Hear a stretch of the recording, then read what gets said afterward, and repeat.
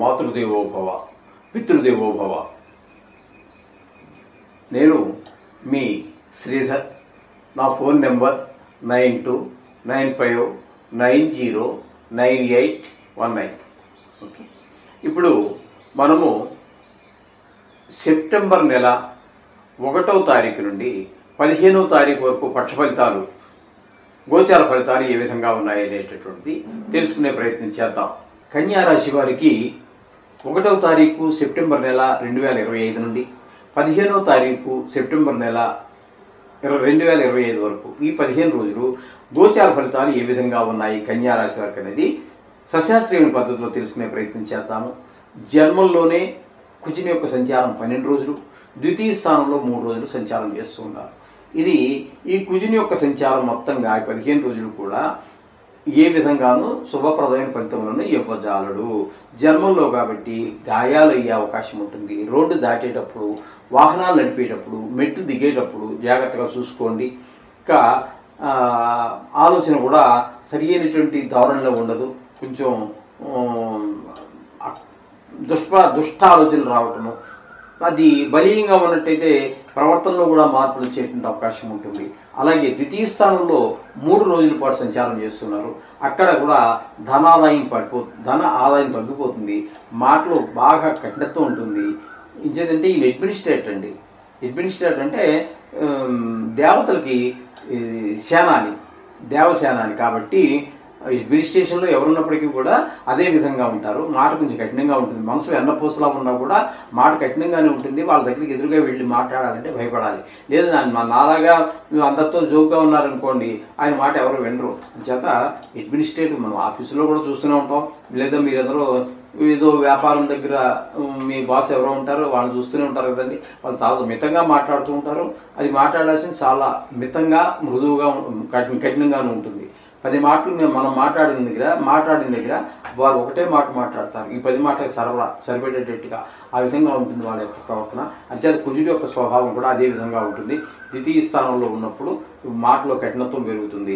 ఈ విధమైనటువంటి నేత్ర సంబంధమైనటువంటి వ్యాధులు ఉన్నట్టయితే కొంచెం ప్రకోపించేటటువంటి పరిస్థితులు ఉన్నాయి. కాబట్టి అవసరమైతే డాక్టర్ సలహాలు కూడా తీసుకోండి, మందులు కూడా వాడండి. అంటే ఈ విధమైనటువంటి పరిస్థితి కుజుడి వల్ల కలుగుతూ ఉన్నది. ఇకపోతే 6వ స్థానంలో రాహుగ్రహ సంచారం జరుగుతున్నది.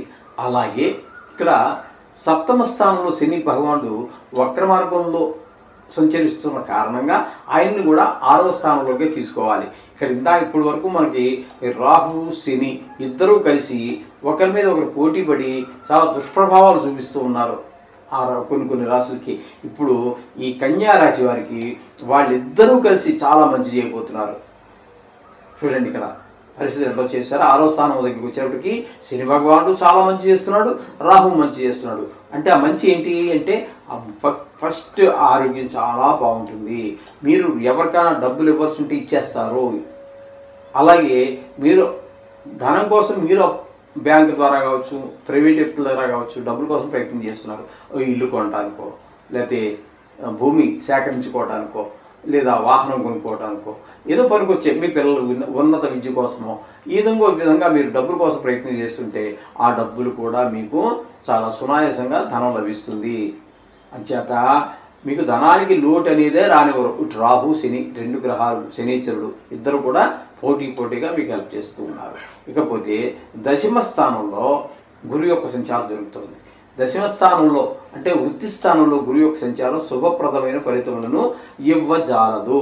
కాబట్టి ఇక్కడ ఉద్యోగపరమైన చిక్కులు, వ్యాపారం కనుక అనుకోండి, మీరు ఊహించిన రీతిలో వ్యాపారం జరగదు. తద్వారా ఆదాయం క్షీణించేటటువంటి అవకాశం ఉంటుంది. లేదు ఇంకా కొత్త కొన్ని ఉంటాయి. ఏ ఫుడ్ ఇన్స్పెక్టర్ రావటమో, లేకపోతే ఇన్కమ్ ట్యాక్స్ వాళ్ళు, సేల్ ట్యాక్స్ వాళ్ళు, ఏదో రకమైనటువంటి ఇబ్బందులన్నీ వచ్చేటువంటి అవకాశం 10వ స్థానంలో గురు సంచారం వల్ల కలిగే అవకాశం ఉన్నది. ఇకపోతే ఏకాదశ స్థానంలోనూ వ్యయ స్థానంలోనూ శుక్ర భగవాన్ యొక్క సంచారం 2 రాశుల్లో జరుగుతుంది. ఏకాదశ స్థానంలో 15 రోజులుగా 14 రోజులు, ఒక్కరోజు మాత్రం మీకు వ్యయ స్థానంలో అంటే ఖర్చు స్థానం, అందులో ఈ 2 చోట్ల కూడా శుక్ర భగవానుడు మీకు అద్భుతమైన ఫలితములను ఇవ్వబోతున్నారు. చేత ఏకాదశి స్థానంలో ఉన్నప్పుడు డబ్బులకి ఆయన కూడా లోటు రానివ్వరు మీకు. అలాగే షేర్ మార్కెట్లో పెట్టుబడి పెట్టుబడి పెట్టేటువంటి వారికి లాభాలు వచ్చే సూచనలు కనిపిస్తూ ఉన్నాయి. టీవీ రంగంలో వారికి, సినిమా రంగంలో వారికి, వీరందరికీ కూడా చాలా అనుకూలమైన కాలంగానే మనం శుక్ర భగవాన్ యొక్క ఫలితాలు ఉండబోతూ ఉన్నాయి. ఇకపోతే రవి వ్యయ స్థానంలో ఉన్నారు. రవి వ్యయ స్థానంలో ఉండటము అంత మంచిది కాదు ముఖ్యంగా. అలాగే బుధుడు కూడా, కేతు కూడా. ఇక్కడ నిజానికి చెప్పాలన్నట్టయితే కన్యా రాశి వారికి వ్యయస్థానంలో శుక్రుడు ఒకరోజు, రవి, బుధ, కేతు మొత్తంగా 4 గ్రహాలు సంచారం అవుతుంది. శుక్రుడు ఒకరోజు తీసేసేయండి, అది కూడా ఉపయోగకరమే. ఇక్కడ మీకు ఉన్నటువంటి వ్యయస్థానంలో ఉన్నటువంటి రవి కానీ, బుధుడు కానీ, కేతువు కానీ ఒకరి మీద ఒకరు పోటీ పడి మీకు ఖర్చులు విపరీతంగా పెంచేస్తారు. కొన్ని సందర్భాలలో ధన నష్టం కూడా జరుగుతుంది. ధనం వ్యయం వేరు, జేబులో ఉన్న డబ్బులు ఖర్చు పెట్టుకున్నారు, అది మనం అనుభవించాం, దాని గురించి పెద్ద బాధ అనిపించదు. ధన నష్టం ఎవరికో ఇచ్చాం, ఆ డబ్బులు కొట్టుకుని అటే పోయాడు. లేకపోతే మనం ట్రైన్ ఎక్కుతున్నాం, లేదా బస్సు ఎక్కుతున్నాం, పర్స్ ఎవరో కొట్టేశారు, ఎంత బాధ అండి మరి. ఈ ధన నష్టం వేరు, ధన వ్యయం వేరు, ఈ రెండింటికి కూడా అవకాశం ఉంది. అలాగే కొంతమందికి భార్య నష్టం కూడా జరగచ్చు, కలత నష్టం అంటాము. అలాగే కొంతమంది 70 కోట్ల మందికి సంబంధించాను అనుకున్నాం కదండి.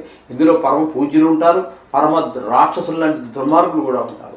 అందులో కొంతమందికి కారాగార శిక్ష కూడా పడవచ్చు. ఈ రాశి వారికి, కన్యా రాశి వారికి ముఖ్యంగా శని, రాహు ఇద్దరు అనుకూలంగా ఉన్నారు. అలాగే శుక్రుడు అనుకూలంగా ఉన్నాడు. కాబట్టి 3 గ్రహాలకు అనుకూలత ఉన్నది. మిగతా గ్రహాలు కొంచెం ప్రతికూలంగానే ఉన్నాయి. దాని గురించి మీరు ఏం కంగారు పడిపోక్కర్లేదు. ఇది కేవలం ఏదో ఈ కన్యా రాశి నాది ఇదే జరుగుతుందని మాత్రం అనుకోక్కర్లేదండి. ఇది దీని పర్సెంటేజ్ 100కి 10 నుంచి 15% మధ్యలో ఉంటుంది. అది నిష్ణాతులైన వారు చెప్తే. కాబట్టి ఎక్కువ జరిగేదంతా కూడా జాతకం, వ్యక్తిగత జాతకం, అంటే మీ date of birth, time of birth, ఏ ఊర్లో పుట్టారు అనే దాన్ని ఆధారం చేసుకుని ఉంటుంది. కాబట్టి మీరు జాతకం రాయించుకోండి. మా దగ్గర కూడా సౌకర్యం ఉన్నది. ఇంకా పెద్దలు చాలామంది ఉంటారు, చాలా చోట్ల మహానుభావులు. ఎవరైనా నిష్ణాతులు అయినవాడా కాదా అనేది ముందు చూసుకోండి. మనం చెప్పుకుంటున్నట్టుగానే నవగ్రహాలకు సంబంధించిన మంత్రాలు ఏవైనా సెర్చ్ చేసుకోండి. సునాయాసంగా ఈ 15 రోజులు ఆ కష్టాల నుంచి బయటపడవచ్చు. శుభం భూయాత్.